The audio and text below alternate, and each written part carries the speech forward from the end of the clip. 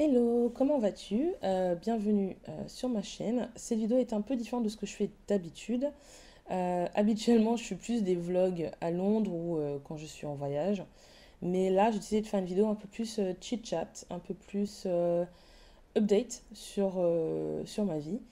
Et aussi, je crois que c'est ce qu'on appelle aussi un vlogcast. Bref, je pense que j'ai frôlé le burn-out. Tout simplement dans ce nouveau job que j'ai depuis, bon, maintenant ça fait presque un an que je suis à ce travail. J'ai toujours l'impression que c'est mon nouveau job, mais ça fait plus d'un an que je suis, presque un an que je suis là. Et il y a eu pas mal de pression au travail, euh, des pressions à la performance, sachant que ben, il y avait moins de ressources, des personnes dans l'équipe qui ont quitté l'entreprise et donc qui ont fait qu'on avait beaucoup moins de ressources disponibles pour délivrer des fonctionnalités au même rendement qu'avant. Et je travaille dans un milieu qui est extrêmement masculin, donc c'est pas toujours évident pour moi de me faire entendre déjà, euh, mais aussi de me faire entendre, mais de rester toujours assez diplomate.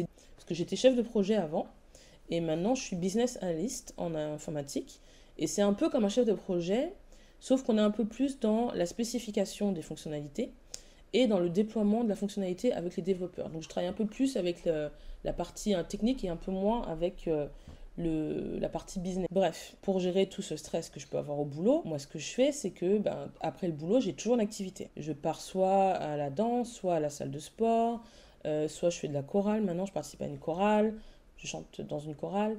Je, je m'occupe en fait, je fais en sorte de m'occuper. Soit je vais aller à une exposition, enfin je vais faire en sorte de me vider un peu l'esprit. Sauf que pendant le mois de mars, j'ai arrêté de faire ça parce que je devais étudier pour une certification en business analyse.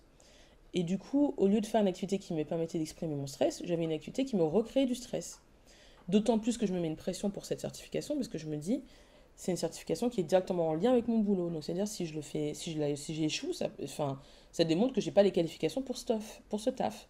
Donc il y a une pression de ouf pour moi. Ça m'a créé une pression incroyable. Et ça, plus la pression au travail, sachant que certaines fois je travaillais le week-end, parce que le déploiement de la mise à jour du site internet se faisait le week-end parfois. Donc mes week-ends étaient parfois niqués, donc le dimanche matin, bah, je me retrouve à travailler, et après je renchaîne ma semaine de travail. Enfin, j'étais vraiment très très proche du burn-out. Vraiment très très proche du burn-out. Et cette sorte de paralysie comme ça où d'un coup tu vois plus rien et tu n'arrives pas à bosser quoi. Du coup, il y a quelque chose que j'ai changé parce que je sentais que je ne pouvais plus.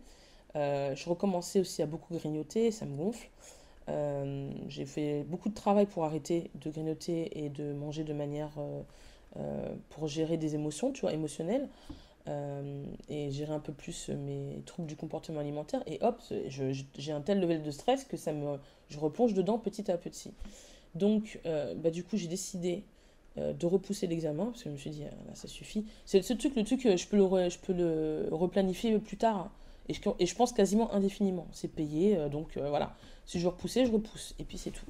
Et donc, du coup, j'ai repoussé. Déjà, ça m'a permis de redesser la jauge de stress.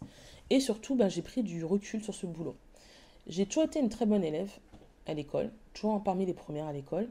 Et puis j'ai décroché un peu vers la fin du lycée, parce qu'il y a eu pas mal de problèmes à la maison, et j'ai un peu décroché en fait à ce moment-là.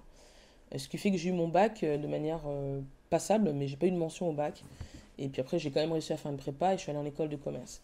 Mais du coup, j'ai ce côté toujours élève, bon élève, qui veut être apprécié de son professeur, qui veut que son professeur lui dise bravo, c'est bien. Parce que j'ai l'habitude de ça en fait. À l'école, il suffit d'avoir des bonnes notes à l'école et c'est bon. Au boulot, c'est pas ça. Il faut avoir des bons amis. Et si t'as pas ça, eh ben, tu peux pas, tu progresses pas. Tu vas pas dans l'école, tu vas pas au niveau supérieur. Parce que il faut être apprécié des gens. Or, ça, c'est une qualité que j'ai jamais vraiment développée. Que les gens m'aiment pour ma personnalité, au boulot, je m'en fiche.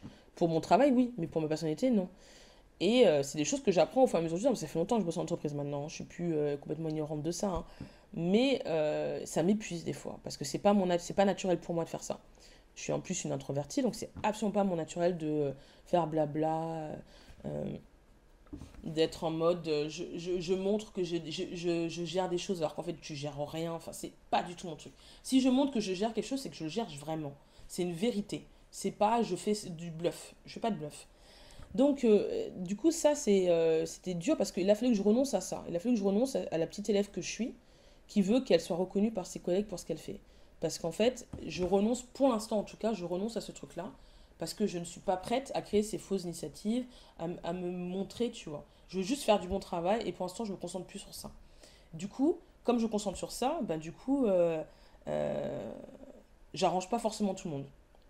Et je fais pas forcément plaisir à tout le monde autour de moi. Et mon travail n'est pas forcément reconnu non plus, parce qu'il est un peu ingrat. Je suis un peu celle qui donne les mauvaises nouvelles et qui dit non, en fait, on va pas pouvoir faire la livraison de ces fonctionnalités. Non, il va falloir qu'on délaye un petit peu. Et je suis un peu madame mauvaise nouvelle, tu vois. Et, euh, et du coup, bah, je me suis dit, écoute, de toute façon, même quand tu essayes de te faire apprécier, tu es dans la liste des grands-pis. On dit que tu fais partie des gens colériques ou toujours de mauvaise humeur. Donc en fait, euh, non mais c'est vrai. Donc en fait, à quoi, qu'est-ce que... Non, du coup. Du coup, quand j'ai des choses à dire, je le dis, je m'en fiche. La diplomatie, j'y vais un peu, mais pas trop, quoi. Je la fais pas trop, parce que après tout, quoi bon. Juste, voilà, je tourne ma langue 7 fois dans ma bouche avant de parler quand même, parce qu'il y a un moment donné, il faut être un peu faire et un peu juste avec tout le monde. Tu peux pas juste dire tout ce que tu penses sur le coup, parce que des fois, tu te fais des conclusions hâtives sans vraiment connaître les motifs et ce qui se passe. Après, ce qui m'aide aussi au boulot, ce qui m'a aidé aussi, c'est de lâcher ça, cette petite écolière, et de dire, écoute, les gens vont pas toujours apprécier. Tant pis. Et tu vas pas être toujours reconnu pour ce que tu fais. Tant pis, tu fais partie des gens qui sont pas reconnus pour leur travail. Euh, mais qui travaillent bien et qu'on veut garder. Donc, tant que ça c'est là, tant pis. Tant pis pour être apprécié. De toute façon, je ne pense pas, j'ai pas d'ambition de progresser dans cette entreprise. J'ai plus ambition de gérer certains projets qui sont quand même assez conséquents et qui sont bien dans un CV et ensuite de passer à une autre entreprise. Et puis surtout de rester le temps de la récession, hein, parce que là, avec la crise économique, je préfère même pas être sur le marché du travail alors qu'il est. Et tout ça, ça m'a permis de me détacher aussi, de me dire, de toute façon, il y aura un après. Et de réfléchir à ce que je fais maintenant par rapport à ce que je vais mettre dans mon CV. Tu vois ce que je veux dire? Je dis, voilà, je veux que dans mon CV, je puisse dire que j'ai fait telle chose, que j'ai pris telle responsabilité. Comme ça, quand je passerai un entretien, je pourrais dire, j'ai fait ça. Et passer à autre chose. Je travaille plus pour être apprécié en interne, je travaille pour améliorer mon CV. Et ça m'aide vraiment à me dire, à, voilà. Et j'ai déjà mis en tête une date que dans un an, ciao. Dans un an, je pars. Ça paraîtra naturel, ça paraîtra pas comme c'est une entreprise toxique, ça paraîtra comme c'est naturel, parce que j'ai besoin des références pour passer d'un boulot à un autre, donc je ne peux pas partir en mauvais terme. Moi, je considère que je ne peux pas partir en mauvais terme surtout quand je suis immigré et qu'ils ont voté leur Brexit. Je dois éviter ça. Et donc, j'essaie de plus calculer mon coût le possible et de faire les choses parce que j'ai besoin d'un objectif, tu vois. Tant que je pense à la sortie et que je sais qu'elle existe cette sortie, et ben du coup, le burn-out il recule, la pression recule, le stress recule un peu. Alors, je suis pas complètement sauvée, hein. Là, aujourd'hui, j'ai beaucoup ressassé le travail, j'ai beaucoup ressassé les remarques, les pressions, les 4000 emails par jour que je reçois et tout, mais je sais que, voilà, ça va aller mieux.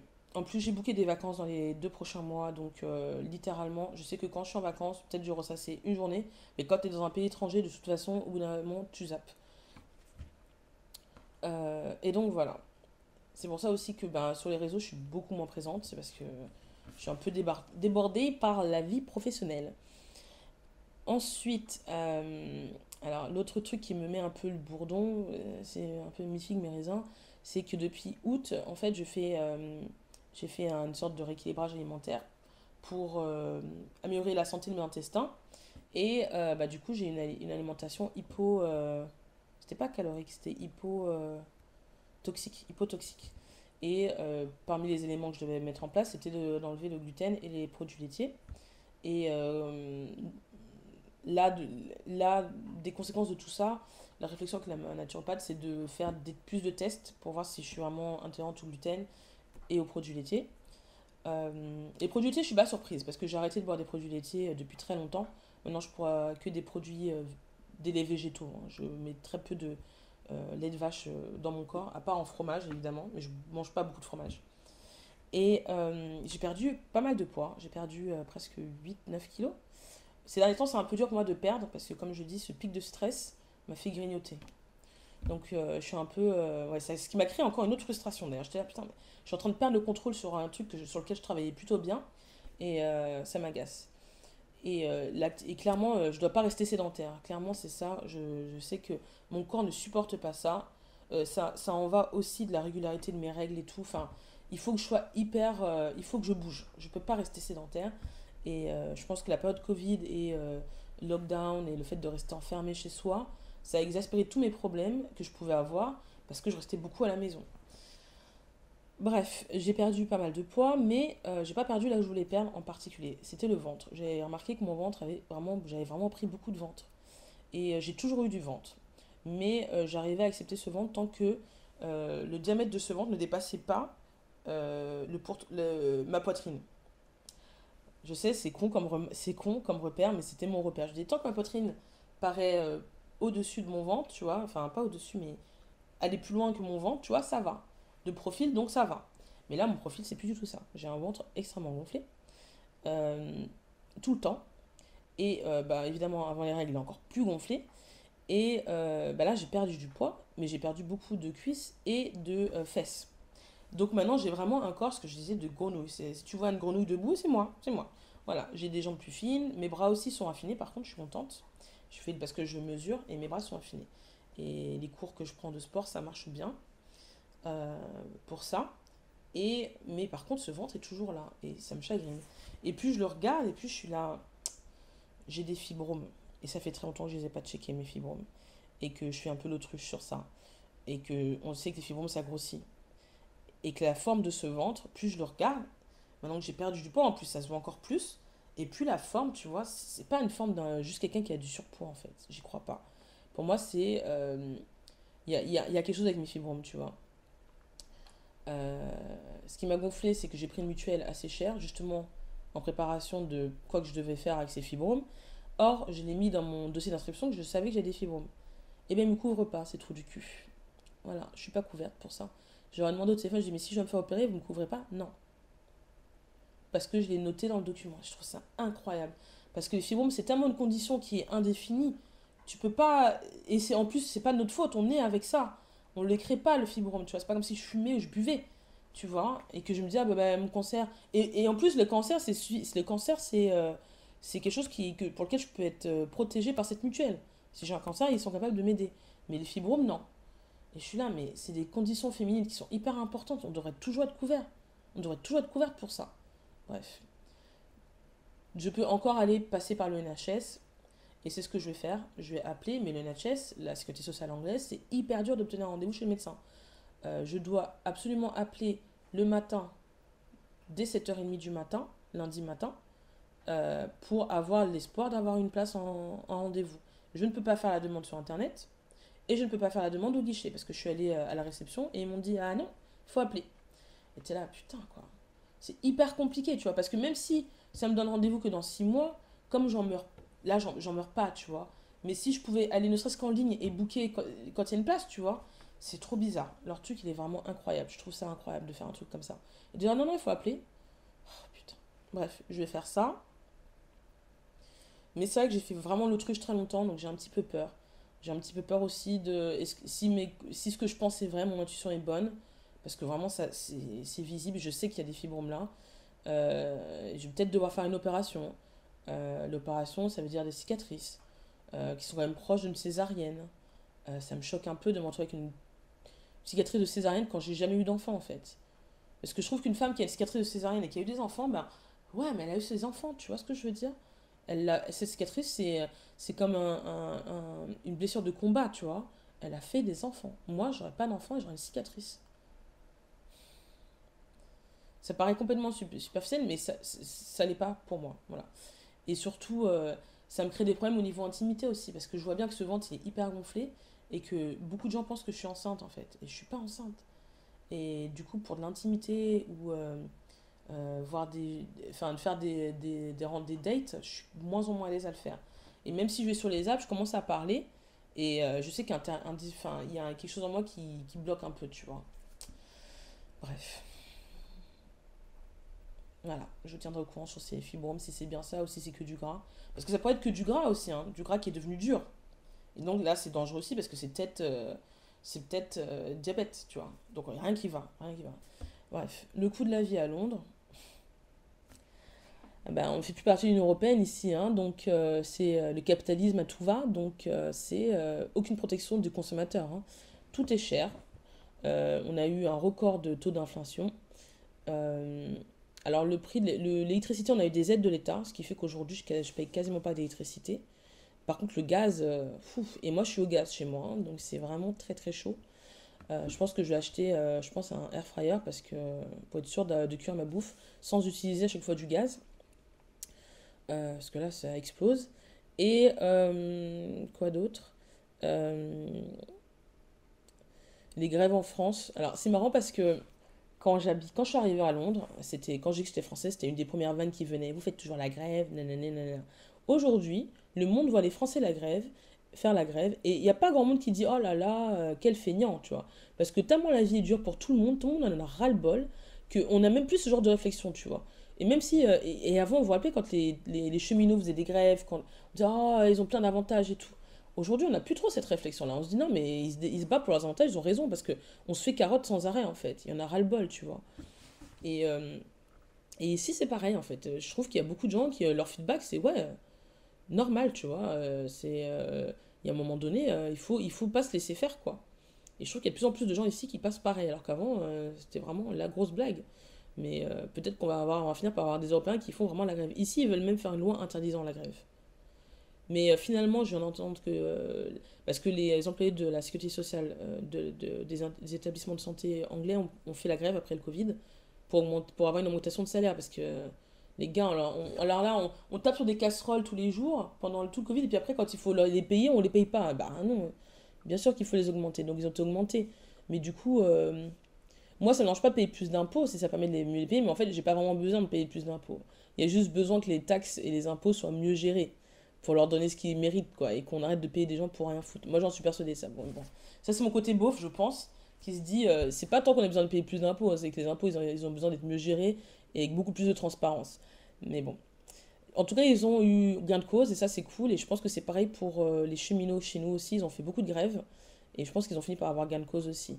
Mais tous les tarifs ont augmenté, c'est-à-dire que ben, du coup, la Oyster, les transports en commun ont beaucoup augmenté là.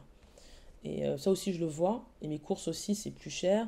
Mes fins de mois aussi, je vois bien que là, j'arrive beaucoup moins à garder de sous de côté. Euh, il y a aussi une crise des taux d'intérêt pour les propriétaires ici. Donc, il y a beaucoup de gens qui pensent à revendre, ce qui peut me mettre en danger sur cet appartement que j'ai actuellement. Si ma propriétaire elle veut revendre, ben, il va falloir que je trouve un autre appart. Et je pense que je paye bien plus en loyer. Parce que tout a augmenté. Là, cet appartement, j'ai eu pendant le Covid. Donc, il était un peu bradé, tu vois. Parce que même la valeur de l'appartement a baissé. Mais bon, si tout le monde se met à vendre, si tous les propriétaires se mettent à vendre, potentiellement, la valeur de ces maisons vont baisser parce que qui va racheter en fait? Ça va pas être beaucoup des gens de ma génération parce que c'est pas évident d'acheter ici, c'est très cher. Donc, qu'est-ce qui se passe? Potentiellement, ça va être des privés et qui vont nous les louer en fait. Et ça va être encore une fois n'importe quoi point de vue loyer. Mais bon, voilà. Euh, Donc pour l'instant, l'idée d'acheter, tu vois, tu sais, qui est un peu, pour une meuf qui a presque 40 ans, tu te dirais, c'est un step, tu vois, qui est assez normal, tu vois, de pouvoir acheter. Ici, c'est même pas une option que je peux avoir, quoi, à l'heure qu'il est. Et en tout cas, ce sera pas dans Londres, quoi. Je serai obligée d'aller dans une ville à côté. Et c'est ça qui me saoule, j'ai pas trop envie. Je suis vraiment attachée à être à Londres, donc du coup, c'est pas évident, c'est pas évident. Et je me demande même si ça vaut le coup d'acheter, même ici, tu vois, parce que je me vois pas finir ma vie ici. Je me le souhaite pas, parce que franchement, une sécurité sociale pétée, fait pas très beau. Je pense que quand tu vis, tu as besoin de soleil, tu as besoin de, tu vois, et d'un système de santé qui est fort, tu vois. Donc du coup, voilà. Et pour l'instant, je suis bien ici et puis je me vois pas aller ailleurs. Ça me rappelle aussi un TikTok d'une meuf qui dit, voilà, la génération milléniale, hyper contente parce qu'elle commence enfin à avoir le salaire qu'elle est censée avoir, tu vois, et une qualité de vie.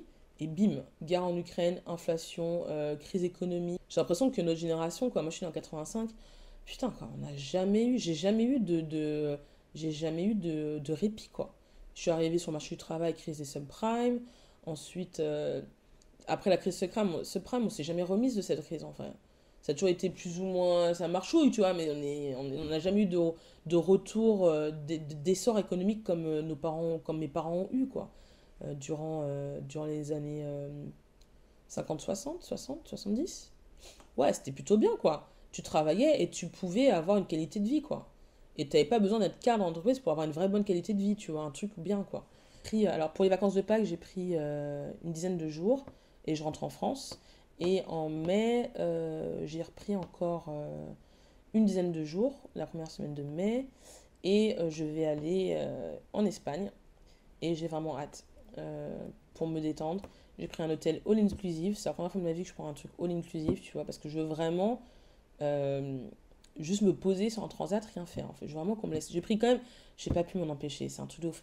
Je peux pas m'empêcher de planifier des choses. J'ai quand même planifié une visite. Je me suis dit, ok, une journée de visite où je fais le tour de l'île parce que j'ai pas booké de voiture. Je vais sur une petite île en fait. Et je sais que sur ces petites îles-là, il vaut mieux avoir quand même sa voiture et pour pouvoir faire le tour, tu vois. Le tour, tu le fais en une demi-journée, mais c'est quand même sympa de pouvoir le faire, tu vois. Et je me suis dit, ok, j'ai pas envie de faire ça parce que ça a coûté cher de la louer cette voiture. Donc ce que j'ai fait plutôt, c'est que j'ai pris une journée de visite où je fais tous les points d'intérêt et je rentre après, tu vois. Et après, je retourne à l'hôtel et on me laisse tranquille, tu vois. Mais voilà. Voilà. J'ai vraiment hâte. Et malgré que ces vacances sont pas encore arrivées, je pense déjà aux prochaines, tu vois. Qui seront sans doute en août. Faudrait que je vois. Je pense que ça va être en août, ça va coûter cher. Mais bon. Et voilà, je garde. Et du coup, ça m'aide aussi à rester un peu plus, tu vois, à pas être trop dans la négativité. C'est de penser qu'il y a des bons moments qui arrivent. Et voilà. Déjà, une première question. Comment toi tu vas? Et ensuite,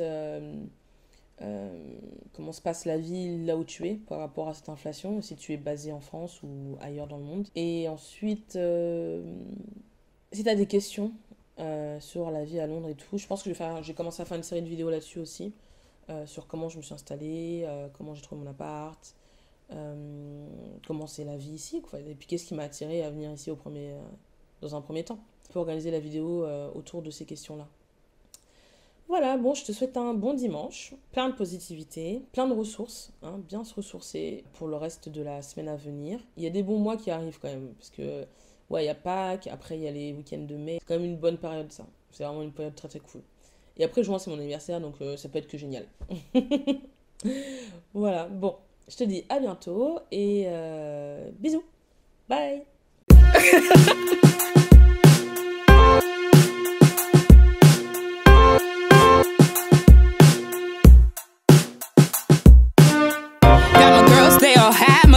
Living life to the fullest, I just gotta say, yeah. Oh, to be